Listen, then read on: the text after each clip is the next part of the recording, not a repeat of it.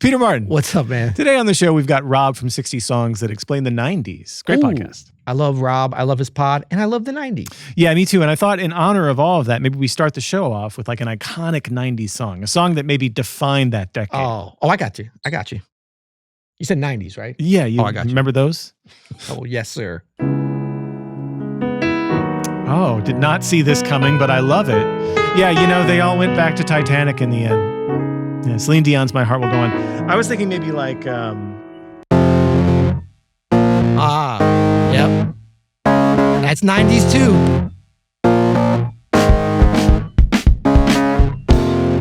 Yeah, that's definitely 90s. But I think we need something more jazz. Something better for this group. Yeah, something like fits our vibe a little more. 90s, yeah. Yeah, like some Gen X jazz kind of. Oh, yeah. I like it. Bob's got it. Bob's got it. Oh, yeah.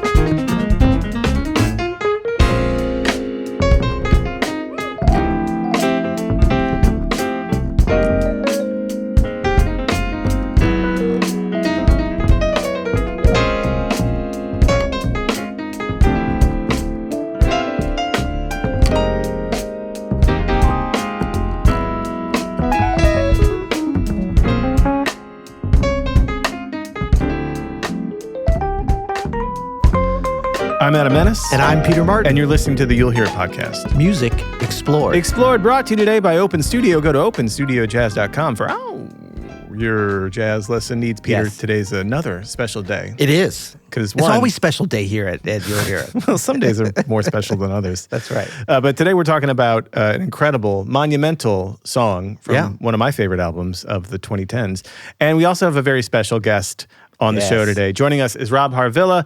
Rob is a music journalist at The Ringer and the creator of 60 Songs to Explain the 90s, the 2000s. Yeah. Rob, thanks for being here, man. It's so embarrassing when anyone else says the colon. It's really funny when I say it, but it's humiliating when anyone else says it. I don't know how that works. I don't know how to say, because if I say 60 songs that to explain the 90s, the 2000s, you know what I mean? It doesn't work at all. You need punctuation there. The colon is necessary. The colon is absolutely necessary. It's just mortifying at the same time, Man, so today, Rob, we brought you here because, you have this incredible show where you talk about individual songs and their cultural significance, specifically with your stories involved of growing up in the 90s and the 2000s. And for me, this track, and I think for everybody here, we're going to be talking about Robert Glasper's Afro Blue from Black Radio. This track is one of those cultural touchstones, I think, for a lot of musicians and a lot of music lovers from that era. Before we get into it, Rob, what's your relationship with this song? Have you spent much time with this? I remember I listened to this when it came out, and I've dipped into and out of Robert Glasper over the years. I'd never done like the deep dive, so I was very excited to have the opportunity to do that. I think I come at this song more from the Erykah Badu side of things. I love Erykah Badu, one of my favorite artists ever, one of my favorite singers, one of my favorite live performers. Yeah. So that's the draw for me, to the extent that, the part of what's great about this record is he has all these guests, who pull in people, from the R&B world, the hip hop world, Mos Def, et cetera. Like this is the feature that really got me, right? Like if Erykah Badu is interested in this person, then I am automatically 10 times more interested in this person, Well, and I think you've already brought up what was going to be one of my big hot takes on this for this track. From what I remember on this, everybody that was sort of outside of the jazz, intelligentsia, is that an oxymoron? We don't know. But thought this was a Erykah Badu single. Yeah. Right? Oh, and possibly from some Erykah Badu album. This was it was Erykah Badu's Afro Blue. Was that your guys' recollection of it? I mean, for me, it was such a big deal, this whole album, that was not my recollection. Okay. I definitely was very much featuring Erykah Badu. See, Rob, that's his way of saying he's part of the jazz. He might even be the head of the jazz intelligentsia. Is that a different body than the jazz police? Is that like a church and state? Very different. I think, isn't jazz intelligentsia connected though? I think in jazz intelligentsia is a espresso roast, isn't it? Right. I feel like it might be. Chicago. That's right. Okay, so before we get too deep, though, into Black Radio and Afro Blue, Rob, because you're on our show, we want to kind of pay a little tribute to you in your podcasting style. So Rob does these great intros to his subjects where he goes down a little off the beaten path where you're like, wait, what are we talking about? I thought we were talking about the Red Hot Chili Peppers. Why are we talking about the Who? I ramble at great length. So we also love to ramble, but I wanted to start this conversation by talking about not Robert Glasper, incredible musician, but another incredible musician, Herbie Hancock. Yes. So there's a lot of parallels. How are we able to work Herbie Hancock into this podcast? What an amazing thing. We've never done that before. We can't go 15 minutes without talking about Herbie, so this is not... I just listened to the Thrust episode, the Headhunters episode, his greatest era. Like, that was rad, man. It's such a great, and stretch. The album covers. The one where he's in the spaceship, like the little circular spaceship. Like, I want that spaceship, man. Yeah, it's 100% my dream to own a keyboard-powered spaceship at some point. In the circular bubble that's powered by a circular on eBay synthesizer. I'll be the co-pilot with Herbie. That's my dream. If I were you, I wouldn't get in it. Honestly, it's not going to stay in the air very long. I don't think the FAA would. It's definitely not. Okay, so follow me here, right? Yeah. So here's what I'm thinking. So there's some parallels here. So, in Herbie's storied career, he starts out as this amazing prodigy. He's playing in straight ahead situations. Obviously he starts playing with Miles Davis, but there's a point in his solo career, specifically when he's with Mwandishi, who we love. We love that Mwandishi band, that project right around 1970, where he's really exploring some spacey sounds. Yeah. So there's this point, though, that Herbie's on a meditation retreat, and he's meditating for a long. He's like sitting a long session. He's singing a mantra he's speaking a mantra in his head, and he's a little bit frustrated with his spacey explorations. And as he's sitting meditation with his mantra, this song comes into his head and won't get out of his head for the entire retreat.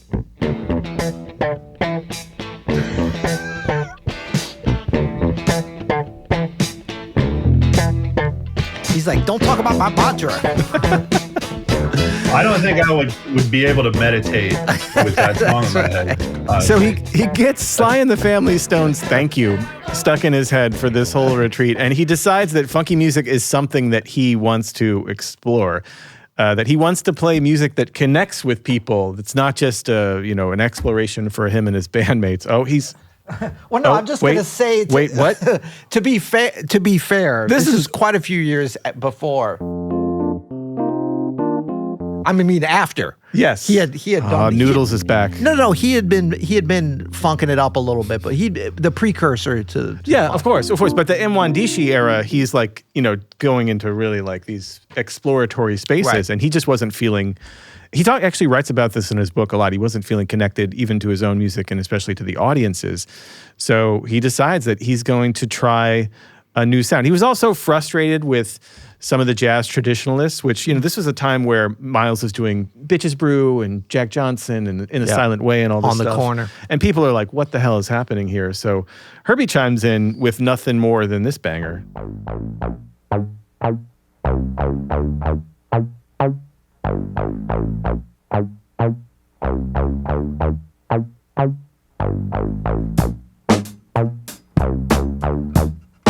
Noodles. He's reaching for the keyboard. So that's Chameleon, of course, from Herbie's. There it is. From Herbie's Headhunters album. And Herbie's all of a sudden, he's in this new place. Now, he dips back and forth to straight ahead jazz for the rest of his career. He does he'll do acoustic piano duos with Chick Corea. He'll make trio albums, the VSOP stuff. Yeah. He's always doing He was doing it last night somewhere in the world. somewhere in the great. world. Last night, an 85-year-old Herbie Hancock was doing it somewhere. Yep. And it's kind of set the standard. Now, we had mentioned on that Herbie's Greatest Era show that the end of, we kind of calculated that the end of the Headhunters era would have been 1978. Now, 1978 was also the year that Robert Glasper was born. Do you guys like that as a segue? Now, who's the jazz journalist now? Come on. And me. I was born in 1978. And As was I. Makes this an even more impressive connection. That's right, yeah. So I'm going to worm my way into this, yes. It's Rob Glasper and Rob Harvilla. That's what Adam people talk Manis. about in 1978. So I was alive in 78. I can throw that out there. You were here. Robert Glasper was born in 1978, and he grew up in Houston, Texas. Shout out to Houston, by the way. Yeah. So many great musicians. Oh, absolutely. Especially of Robert Glasper's era coming out of Texas. Well, it is a big-ass city. It's a huge-ass city. So but it's statistically, sprawling, yeah. But an unstoppable. Yeah, I mean, and then you talk about town. the musicians that came out of the high school, the performing arts that he went to. It's a endless parade. So, Robert grew up in a musical home. His mom loved all kinds of music. He's listening to Oscar Peterson. He's listening to Aretha Franklin. He's also listening to Peter Gabriel and Billy Joel. And then he is even into things like Nirvana, Smells Like Teen Spirit, and Radiohead. As most people who were born in 1978, you couldn't kind of get away from it at that time. And so just to kind of put a bow on the whole connection between Herbie's journey into more popular fare. The Chameleon and the Headhunters album was a huge hit, like the biggest selling jazz album to date when it was released. And I think that's something that Robert Glasper and Herbie have in common, is this mass appeal. On Robert Glasper's first trio album, Bob Hurst and Damian Reed, they opened the album Records with Maiden Voyage, Herbie Hancock's song, but listen to the arrangement.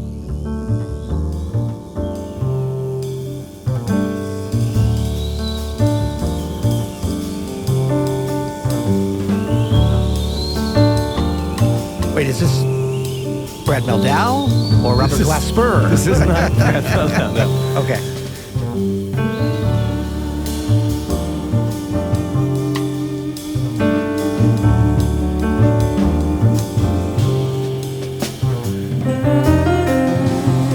So it's good this record. mashup, essentially, between Radiohead's Everything in Its Right Place from Kid A and Herbie Hancock's Maiden Voyage. And I think that really sums up what Black radio would become, this collaboration between, that's all kind of coming through Robert, but it's this collaboration between old and new that's happening simultaneously in all of his music. And I think it's what makes him really compelling, is he's not just forward thinking, but he's also backward thinking, in that he's pulling from the past, he's looking towards the future. And you could say this about all of our favorite artists. That's what great artists do, from Herbie Hancock to Miles Davis to Robert Glasper. So awesome. Yeah. Good stuff. So what do you think, Rob? I was going to ask you if, from the jazz side of things, when Black radio came out, if it was seen as a provocation. You've talked a lot about Herbie Hancock on the show, and my first introduction to Herbie Hancock was Rocket. Yeah. Right? I knew him as the Rocket guy, and there came a moment where I was like, oh, he does jazz too. That's interesting. It's almost offensive to say that. Yeah. But I've always understood, the Headhunters era to some extent, but Rocket definitely as, people, the jazz intelligentsia, the jazz police, jazz FBI, the jazz CIA, it upset people. Legitimately, for somebody, for such a famous and beloved, an important jazz musician to be doing, however you would describe what the Rocket video was doing. That was an awesome video. Well, let's listen to just really a hint of Rocket. Hit me. There it is. Ah, yes. Swinging. MTV, 1980, 84, 83? But you're absolutely right, Rob. For a lot of folks, this was their introduction to Herbie Hancock. A mass amount of people. Mm-hmm. And I always wondered if, people who had followed Robert Glasper's career, because he's got 3 or 4 albums, 4 or 5 maybe, prior to Black radio. He's got an established career, and maybe obviously, he's doing, he's working in Radiohead from the beginning. I think he actually does like a credited mashup of Maiden Voyage and Everything in Its Right Place on another album. He does. Like maybe his third record. He's known for experimentation, but this is still a huge break, it seems to me, in his discography, Black Radio. And I was just wondering if like jazz people were upset at all about it. I think I'm trying to remember back to that time. I think it depended upon sort of where you came in to the music. Because, I think Robert, he came just late enough that he caught a little bit of like the Wynton Marsalis, kind of Branford Marsalis driven, Roy Hargrove. And we definitely should talk about Roy because he was a huge influence for sure. on Glasper, also from Texas, from Dallas.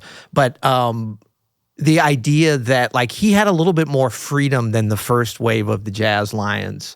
And as a part-time journalist, I have to say that I was kind of part of that group, and so I don't have a lot of objectivity about it. But like, Christian McBride, Roy Hargrove, Nicholas Payton, Mark Whitfield, that whole crew, like Joshua Redman even, we didn't have a lot of like things, the record companies, the festivals, the way things were set up were pretty strict and pretty, you could depart a little bit, but it was more like I remember some of those records we did in the, I guess, early or mid 90s with Joshua Redman. People were like, what are you're playing a backbeat on a jazz record? What's going to happen? And that kind of a thing. And then Roy Hargrove was somebody that was really big for kind of blowing that up, but staying within the tradition and always kind of going back and forth. So I think by the time Glasper came along, which he seems like he's part of that group, but he's not. He's a little bit later. He's later. Yeah. I remember there's a great pianist, great guy named Jesse McBride in New Orleans, late 90s, who was also from Houston. He was a couple of years ahead of Robert Glasper at the Performing Arts High School there.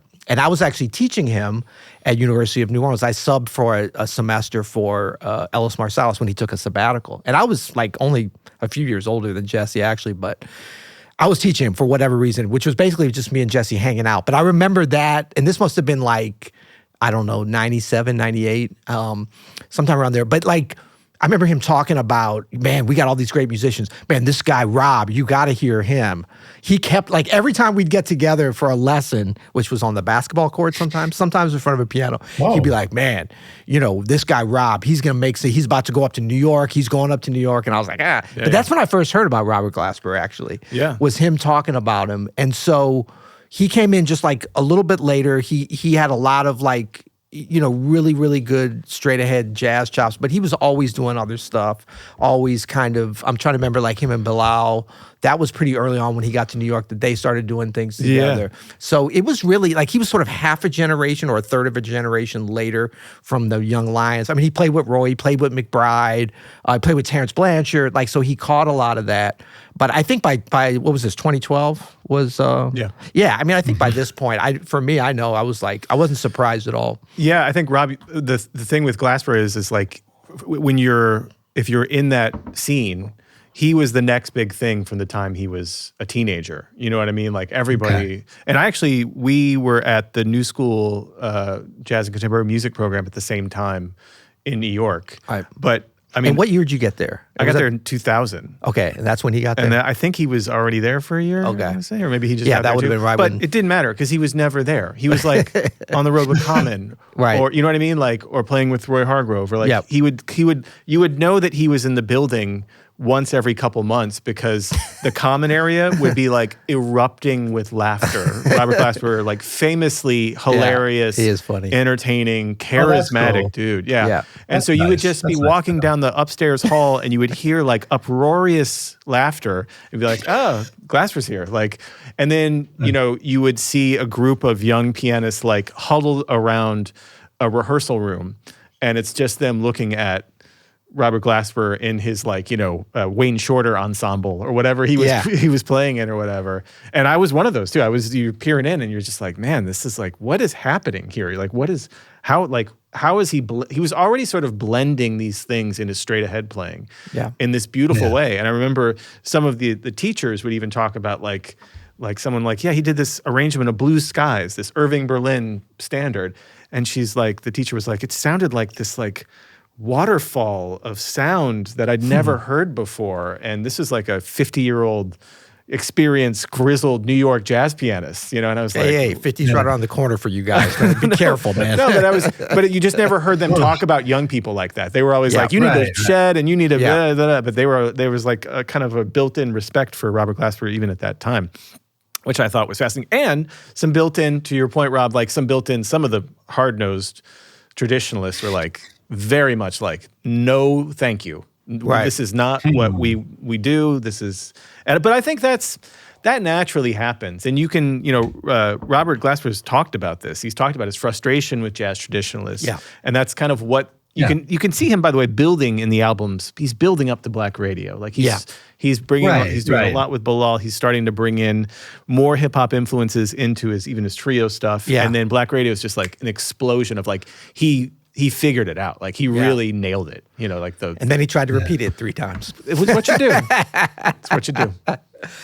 Sequels. But I think that's what runs the world. That the IP industry is everything now. Yes. Yeah.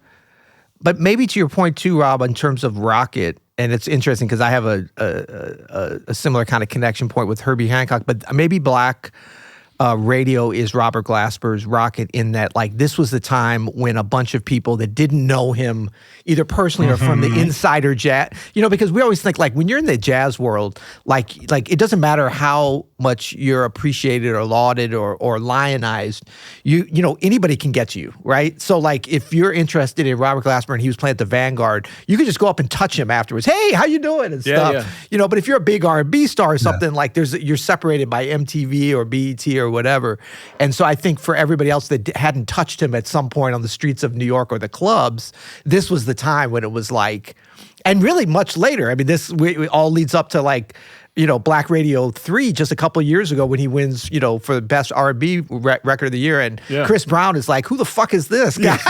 Famously, like, but in great Robert Glasper, 30 years later after his first record or whatever. In great Robert Glasper fashion, he makes a killing t-shirt that says, who the fuck is Robert Glasper? And like sells out of it. Now everybody knows. Yeah. But I mean, that's kind of like, so I mean, I think this was the first step to like a lot of people, 2012-ish, early, a lot of people being like, still maybe a little bit like, oh, that's a great Erykah Badu track, or there's a Layla Hathaway thing on there, or whatever.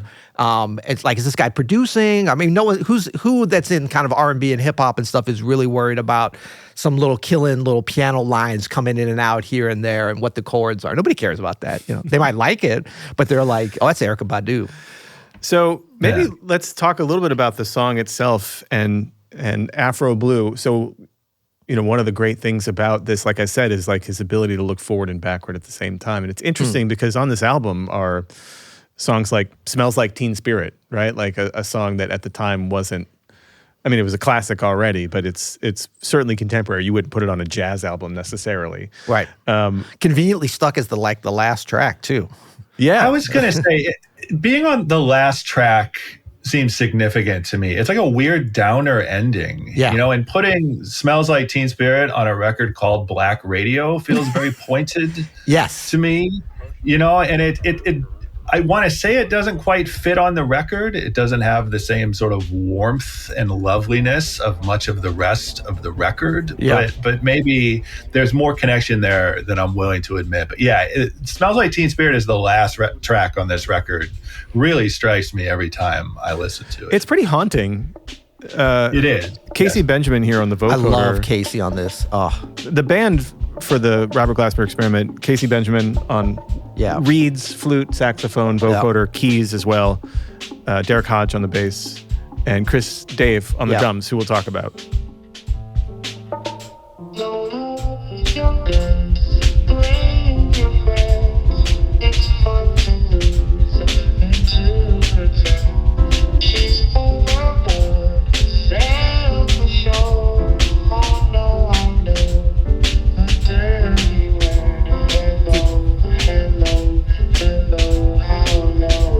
What is the thing in the background there that's bass drum?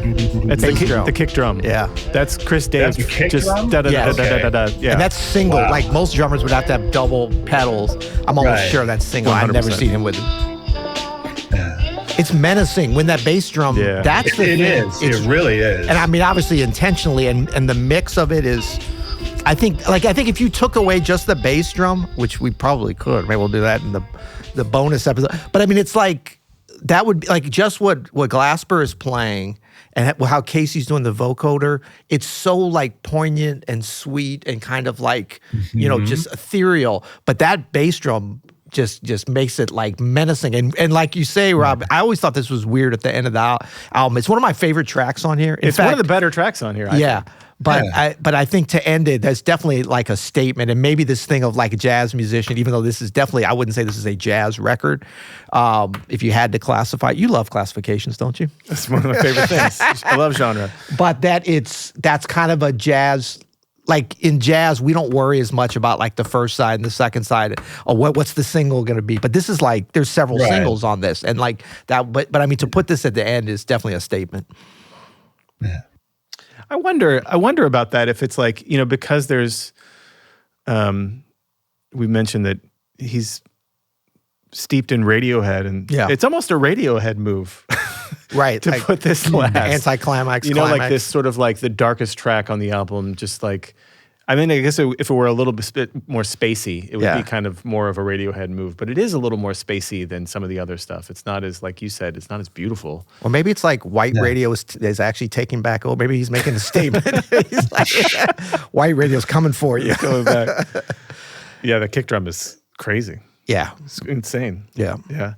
We should talk about Chris Dave eventually, but I do want to go into the song Afro Blue itself. So it's by Cuban musician Mongo Santa Maria, written in 1959, which is interesting. Lyrics by Oscar Brown.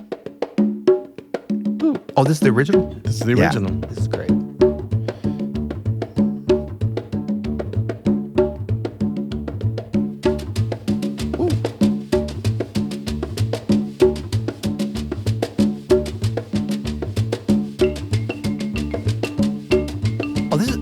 Jader, I think. Yeah. I think so. Yeah.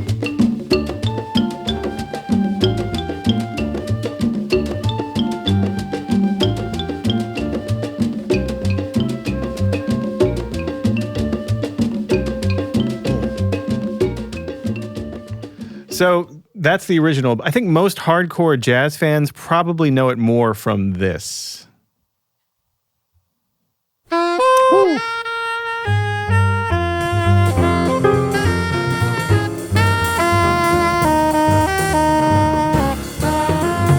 It's John Coltrane, McCoy Tyner, Jimmy Garrison, and Elvin Jones live. Woo.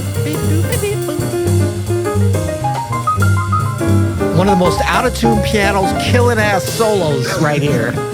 I mean, not one note on that damn piano's in tune, and McCoy is just, that's a killing solo. That's a killing live solo. Live at Birdland. Shout out to the Birdland management for not tuning the piano. Damn. Sorry. There's been a ton of, you mentioned the lyrics by Oscar Brown, written not too long after the tune itself was written. This is a great version from friend of the show, Diane Reeves. Oh, yeah.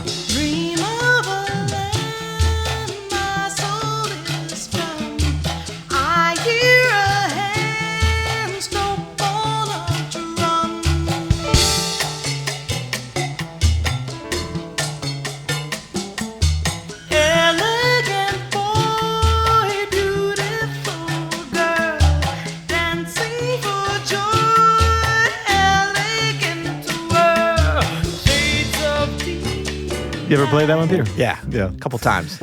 So that leads us to where, Robert Glasper has some, I mean, like all great jazz musicians, like you investigate a lot of times the tunes that you're going to add to your repertoire, the different versions. I'm sure he grew up listening to several of these versions. There's a great Dee Bridgewater version from the 70s as well. Roberta Flack on First Take. Flack on First Take is a great version. And so that takes us to his... And this is like a straight up jazz standard. For sure. That's what I'm saying. Is yeah. like, of all the songs on this album, originals or covers, like this is like in the real book. Yeah. You know what I mean? This was like an instant jazz standard from 1959. So here's the version that we're talking about today. 1959. That's what I'm saying. Yeah. The version from Black Radio, 2012.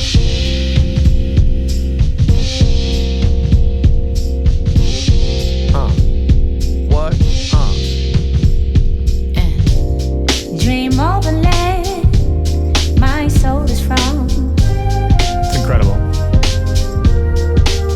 Casey Bet killed it on the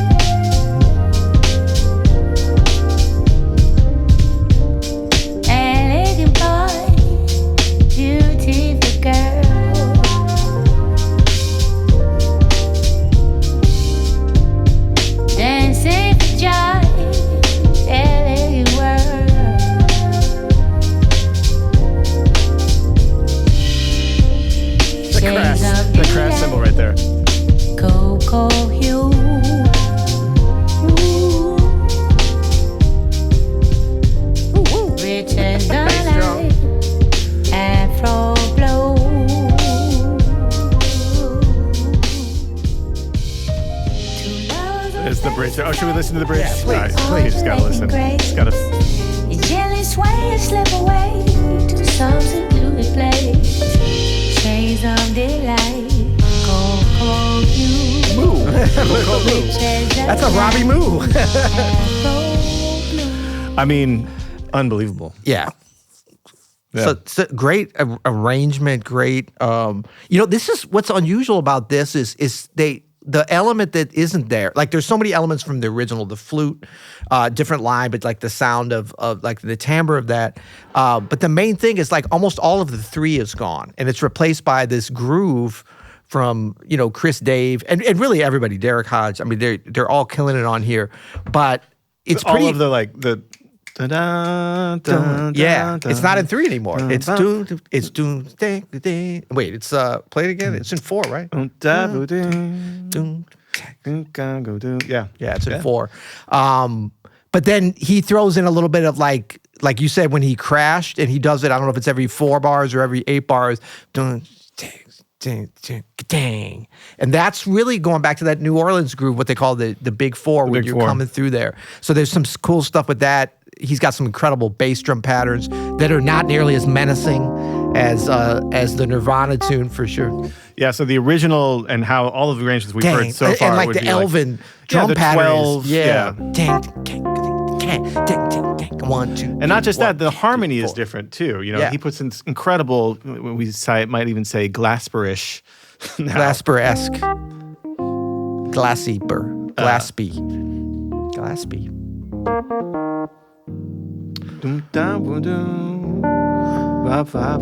Yeah.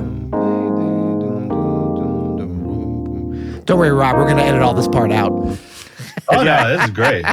Incredible. I can't do this stuff, so I'm living vicariously through y'all. Incredible reharm, but I wonder if we could spend just a couple minutes on Erykah Badu. Yeah. And how seamlessly she just like slips into this song.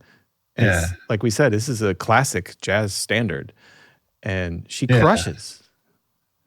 Yeah, you were talking about how some people might have heard it as an Erykah Badu song. It definitely would fit on an Erykah Badu album. It's definitely consonant with what she was doing. I think her first record, Baduism, I think it was 1997. Yeah. And she's sort of introduced to the world as neo soul. Yeah. And that's her manager's coinage. Like her manager, I forget his name, but he sort of brings Erykah Badu and D'Angelo into the conversation at the same time and sort of brands them, markets them as neo soul. And that's, I think, useful to both Erykah and D'Angelo initially, but then they're going to spend the rest of their careers pushing against that. For sure. Right? It's very clear from the onset that Erykah Badu will not be satisfied with being pigeonholed as one thing. I think she puts out a live album the same year. She puts out 2 albums in 1997. Incredible like the live album where she's already. It's incredible. Amazing. Tyrone on that album. It's incredible. One of the best live performers of all time. For sure. For me, honestly. Agreed. And so her career, I was looking, she puts out a record intermittently. It's 4 or 5 years at this point between records. She had put out a record in 2010 called New America Part 2, Return of the Ankh, and that had some big hits on it. The song Window Seat was a big hit. She's very much in the conversation, but she's known as a genre disruptor, as someone who's a one of one, who makes whatever kind of music she makes with whoever she wants to make it with, who experiments, who will move into rock, R&B, jazz, whatever she wants to do, she's going to do it. I think there's something to the fact that she was introduced to the world as a very specific new genre, that really helped her at the onset, but it also helped her, giving her something, to reject tacitly for the rest of her career. Like, I'm going to do whatever I want, including this. And that's why Afro Blue, she sounds so natural doing it. And again, it would fit perfectly on any of her own records. Yeah, and I think what's interesting is by this point, so this is 2012, and like you're talking about 97, the kind of late 90s, Electric Lady, Soulquarians, that whole period that she was so involved with D'Angelo, Jay Dilla. We got to talk about Dilla. Dilla's coming. And also Roy Hargrove connection. Roy Hargrove and Erykah Badu, I believe they went to the same high school, and I think they were there at the same time. Nora Jones, a bunch of great musicians around that time.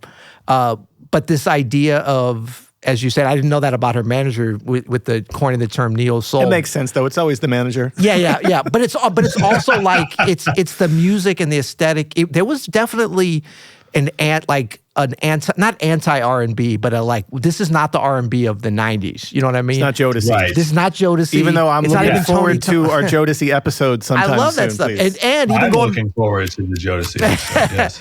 And singers great singers like Whitney Houston and stuff that obviously have been around since the 80s. But this is a new kind of a thing. And I remember when I first heard about her, mid 90s, and it might have been from Roy, actually, now that I'm remembering. But I remember him talking about her, but somebody else was they almost were saying she's the new Billie Holiday. That might have come from his manager too. That's what everyone said. Yeah. That's and I remember when I first heard her, I was time. Yeah. And I was kind of because I was more conservative jazzer at that time. I'm that's not Billie Holiday, whatever. But I was also but damn, she's good. Yeah. But it was something else. And I think it was useful having that term or something to separate it out from, because it was almost the aesthetic and the sound, it was closer to what a lot of hip hop was doing at that time. Especially Tribe Called Quest, De La Soul, maybe that kind of a sound and aesthetic, which ultimately led up to something that would make some connections with 2012's Afro Blue for sure. I mean, I don't mean to get back on my soapbox about genres again, but they're always, descriptive, and musicians, as they're making stuff, as they're melting into each other, as they're sort of stirring the pot of all the music that they've ingested from their childhood on, don't give a shit about a genre and aren't playing in a genre. And especially the greats are being, the great thing about Erykah Badu is she's the most her that she could be. It's so original, and she's so perfectly comfortable in her body, in her skin, in her sound, in her intellect. And you can feel it as an audience member. You just feel taken care of into this person's whole world. And same thing with Robert Glasper. You feel on Black Radio, I am visiting this person's soul. You know what I mean? I'm part of this person's world for a second. And that's the most beautiful art that can be made. And I think oftentimes we try to put categories on things to try to make sense of them later, but it's not helpful if you're making it. You know what I mean? Off my soapbox. Right. That's it. I mean, I agree 72%. I know. So there you go. That's up from 65, so I'll take it. Cool. All right. So what else do we want to look at in terms of, can we just talk about Casey Benjamin for just a second? Oh, man. Incredible all over this record. Casey Benjamin. I know, R.I.P. Yeah. We lost him way too early. I believe he was about the same age as Glasper. Incredible spirit. Yeah. Incredible human being. Incredible. For those that didn't know him, and a lot of people didn't know him, he's from New York. He's from Queens. One of the sweetest, smartest, I got a chance, I didn't know him well, but I got a chance to teach with him for 2 weeks, just a couple years before he passed, just a few years ago, with the Betty Carter Institute at the Kennedy Center for 2 weeks. But it was a very intense experience because we were all, Jason Moran, we were all there together. But he was very influenced by Betty Carter because he came up in the very first program. He's got a lot of incredible jazz street cred, jazz police cred, jazz intelligentsia. But he's just one of those New Yorkers that just has that advantage of coming up at a time with so much music, not just on the radio, not just on records, but in the streets and in the city. He really is just an incredible guy. And I think this record without him, although I think for most people that kind of come to it through the hits and stuff, might think of it as kind of window dressing and accoutrements. I don't think this record is what it is, and the experiment isn't without Casey. Yeah, the experiment with Casey, especially live too. Yeah, unbelievable live. It's a failed experiment without him. I don't know about that, but he's magical. He's magical on stage, and he's magical all over this record. I'm wondering too if maybe we can spend a couple of minutes talking about Jay Dilla, who's not on this album, but is on this album in a lot of ways. There's so many records that he's not on, but he's on. One of the most copied artists, one of the most original sounds of the past 40 years, probably. Yeah. Yeah, Rob, what's your relationship with the Dilla beat like as a fan? I have here the great book Dan Charnas wrote. It's called Dilla Time. Yes. It's sort of a biography of Jay Dilla, but also it gets into the musicological aspect. There are actually graphs in this book that try and explain what the Dilla beat is and what it means for a beat to be quantized. Yeah. Is that the word? versus not quantized. It's a dirty word, but yes, it's a word. It's a Yeah. It feels like it's the way Jay Dilla plays it. Creates it. It feels like it's off. The rhythm feels a little unsteady. Yep. It feels human. And that became his signature. And you're absolutely right. This book just talks about how all the music, hip hop for the next 20 years since he first came up. First with Slum Village in Detroit. Yeah. He started working with a tribe called Quest. He started working with D'Angelo. As he becomes one of the real forces in pushing hip hop forward. All rap music for the last 20 years to some degree sounds a little like him, if only in spirit, in the sense of freedom, in the sense of just like fucking with things, and making it your own. I think there are people like that who can inspire you, even if they don't do what you do, but they see you, like you were saying with Erykah Badu, just so herself and so comfortable in herself and just, undaunted, by any expectations of her. I think that has a huge effect on you, even if you're not trying to sound like that person, just to see that somebody can be that way.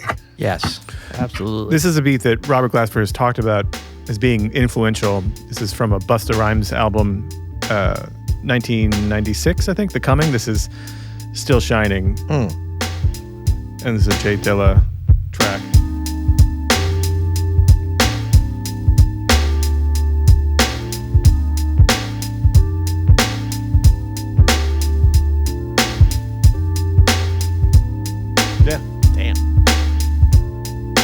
But you can hear this sort of wobble in the hi-hat, between the hi-hat and the kick and the snare.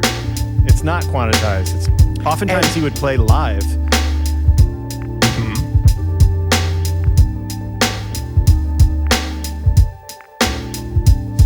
So good. And I mean, if you go back into this, when stuff comes out with Dilla too, I've always liked the things that aren't there, like when he omits a beat or pulls the bass drum out or the snare or something. It's so, like, for the architecture of the groove, so important. But you can hear it directly. But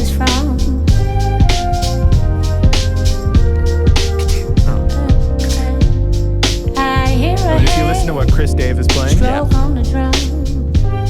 sounds like he has a tambourine on the hi-hat. Yeah. Maybe. There's that bang. That's that big four. And I mean, if you're gonna do a Dilla beat, so drummer Chris Dave, who's on Black Radio and has been a part of, I think, Robert Glasper's biggest successful recordings and bands, is the person for it. Is like the greatest human embodiment of what Jay Dilla, I think, could do in the studio. Chris Dave can just do so seamlessly live, and it's his own thing too. It's not just like a Dilla ripoff. Like, he's an insanely creative musician, an incredible artist in his own right, and super influential on this generation. Another Houston guy, hugely. Is that right? Yeah, he's from Houston too, I think.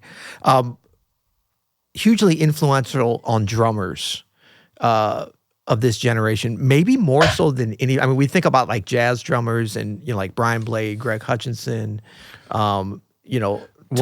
And then go back, Tony Williams, of course. But I mean, Chris Dave, in terms of actual things that people play, huge. Every older millennial and Gen Z drummer has a Chris Dave beat in their pocket. Yeah, that's the exact generation where it's Yep.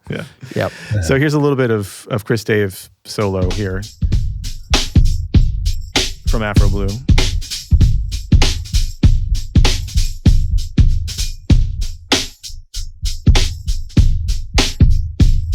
Throw a little Derek Hodge in there.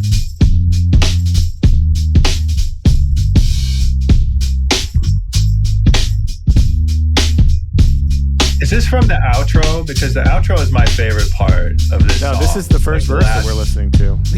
Oh, okay, all right. Stolen stems. Adam snuck into the studio. I was going to ask how you get this stuff. If it is contraband, it's good. It's contraband. Let's go to the outro a little bit.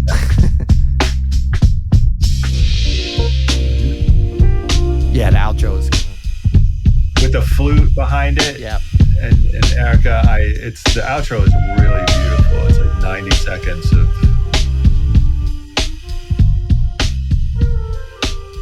Yeah, the outro is almost like a whole nother There's a couple tracks like that. I think the Nirvana too. It's got like a big extended, vamp. It's really like a vamp, right? Mm-hmm. Mm-hmm. While we're on some stems, I just want to listen to a little bit of Ms. Badu. Yeah. Dream of a land my soul is from.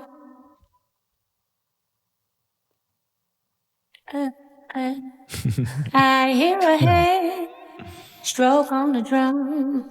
Isn't that great? Yeah. And I mean, like, this is we talk about, it's interesting, you play the John Coltrane coming in with the melody, that live at Birdland, man, bone dry, nothing on the saxophone. Yeah. And then, like, for people that are always like, what do you mean effects or EQ? That's dry, especially the saxophone, right? Yeah, and that's got a thick red theater curtain behind it, 100%. Yeah, exactly. But the Erykah Badu has a lot of verb, I don't think there's any layering on there. It's just a lot of effects. So that's kind of where that comes. You can hear that when you're hearing her sing. This is an incredibly engineered record. Like, the production on this record is I think we're always like that's such a big part of the success, I think, of this track, for sure. Yeah, and the influence of this track especially, we're just talking about the J Dilla beats and how influential they are, but I think for every musician of a certain age, they can pull out this groove. This is a fundamental groove of a generation, and I think Black Radio is a big, big part of that. For sure. Yeah. Rob, any closing thoughts? Is this your favorite song on this record? Is Afro Blue my favorite song on this record? Oh, he's pushing us into some ringer categories here. I like it. Is this a ringer move? I guess it is. What's the apex mountain? What's the apex mountain? Okay, good. Yeah, let's go. Mess it up. Let's go there. They won't let me on the rewatchables either. I'm not I think this is the best track on this album. And this is a part of every playlist that's anywhere near this sort of era. This Afro Blue makes it on there for me because I think it's just like it so captures the moment of the early 2010s and this time. Yeah, I think it's great. I would say if I had the best track, my favorite, the Layla Hathaway Sade. That's after this. That's what I was going to say. That's kind of like, I love that track. Say Sade? Sadie. Sade is the Cherish the Day alcoholic beverage. Oh, Chardonnay. Chardonnay, yeah. Chardonnay. Yeah. Here's another question. Cherish the Day, exactly. I've blanked on that. Is this your favorite Robert Glasper album? I like this record. Is this my favorite or what was the first record with the Maiden Voyage? The Moods? Moods, that's a great one. Oh, that was his second, actually, wasn't that? Or was that his first? I think Mood was first. That was first, okay. But I also like the third, I don't remember as well, Black Radio 2. Black Radio 3, the last one. Black Radio 3 is a banger. Really... To me, that would be a close second to this one in terms of, but this is great. I mean, this is classic. Like, this is the kind of thing that an artist like Glasper, I think, can really not only hang their hat on, but also become very bitter and a drunkard later in life to be like, I never got back to that level. You know what I mean? Which is a great thing. I mean, how many of us get to say that? That's such a cool, I'm going to totally tease him next time I see him. Actually, I have, hopefully he doesn't hear this part because I want it to be, I have this plan. He's not listening to I want to do an interview with Glasper where I'm just just teasing him on everything. I was like, so Black Radio 1 was great. That was really creative. So I decided to recreate it. I like the next title, Black Radio 2. Great. Then you wanted to do it again. Black Radio 3. I see where you're going with this. Listen, man, if it works, it works. You need the Fast and the Furious, 2 Black, 2 Radio. 2 Black, 2 Radio. Black Radio 3, Tokyo Drift, etc. I do want to give the 2030s. I do want to give a shout out to the 3 albums sort of that lead up to this that you can hear ramping up a little bit, which is Canvas, In My Element, and Double Booked. Double Booked. The Blue Note. That's a killing record. The Blue Note albums, the string of Blue Notes that link up to this are all so killing, so good, and definitely worth checking out as you're checking out Black Radio. I really dig In My Element. That's the third one. I think it's from 2007. That's the one with the Maiden Voyage, everything in its right place. That's right. Thing. It also has a track called J Dilla-lude. Yeah. I think J Dilla actually appears like a voice, male or an answering machine or whatever was the technology at the time. This is where I think the Dilla really starts creep in for him. It's like, I think the J Dilla track is like a bunch of different Dilla beats. The one I pulled out immediately was Stakes is High, the De La Soul song. But like this is a really cool record for me. And going all the way back to like Brad Mehldau or whatever, like I think In My Element is a record that can get you from being a Radiohead fan to being a jazz fan, or vice versa, right? It's a great call, Rob. That will get you from one place to the other. Great call. I know you can. Here's a little bit of boy. J Dilla too. You know that's J Dilla. You know what I mean? So you should. Why don't you do that, man? Play a Dilla joint on your album with the trio. All right, hit me back. Let me know if you did it. All right, come on. I mean, all right, come on. That's so Detroit, right? When the legend himself is.